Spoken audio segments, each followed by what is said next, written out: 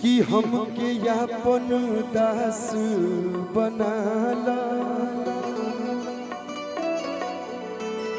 विनती करी हजार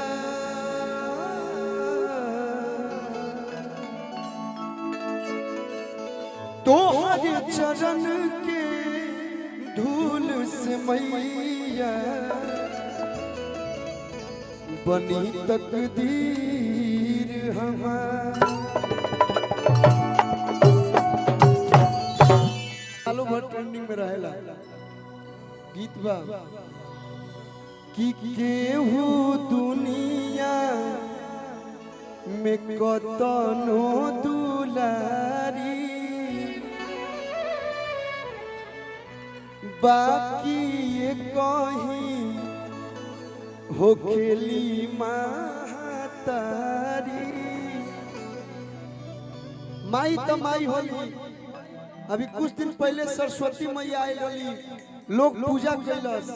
मानो तो देव नहीं तो पत्थर, मानत नहीं तो माटी के मूर्त में माई बड़ी नहीं की मानत तो खाली माटी के मूर्त बड़ी। लेकिन जब वो माई के 2 दिन लड़का छोटे छोटे पूजा करलस आ जब विदाई करके ले जलस तो अपना बुझाला के हमर माई जाती है। गाना के भाव अरे की पुतवा को पुत भले अरे होई उजिया के गाई हो खिले अरे की पुतवा को पुत भले अरे होई उजिया के गाई हो खिले कि माई मटियो के हो खेले तो माई हो खेले माई मटियो के हो खेले तो माई हो खेले केहू दुनिया में कतनो दुलारी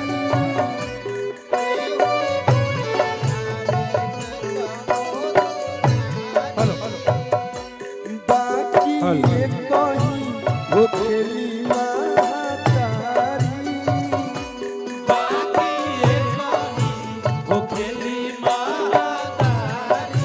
भैया आज का ये कड़वा सच है, ना बाप बड़ा ना भैया सबसे बड़ा लेकिन भैया यो एगो सच बा कि रुपया से ढेर लोग तारा के रुपया आ जाए तो चाचा कहे वाला मिल जाई है, भैया कहे वाला मिल जाई है, मौसा कहे वाला मिल जाए, लेकिन माई ना मिली।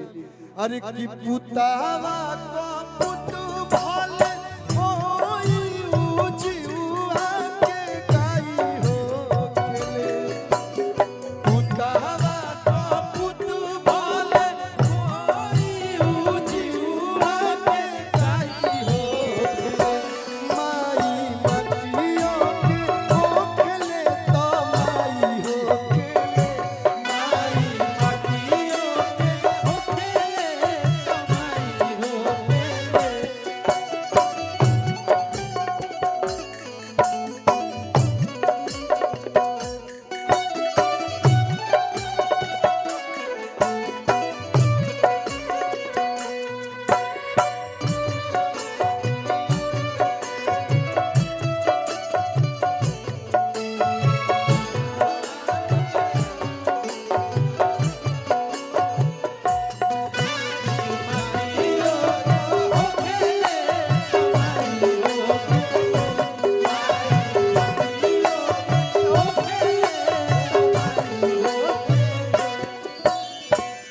हम पूजनी तक का पूजनी पूजले देवता महान बा। आजकल के लड़का के मन इतना बढ़ गई बा कि अगर माई बाबू कह देते कि बेटा पढ़ या बेटा लड़किन के फेरा में नहीं के पढ़े के पहले कैरियर पे फोकस कर तो लड़का माई बाबू से नाराज होके का दोपहरी भाग जाता रहे। लेकिन एगो ऊ बेटा रहे जे अपन माई के बात मान के पूरा राजपाट छोड़ के 14 साल खातिर वनवास चल गए। तो हम रामायण तो देखते हैं, श्री रामचंद्र जी को पूजते हैं, लेकिन उनको फॉलो नहीं करते हैं। अरे एक करे चरनिया में बस चारों धाम हो,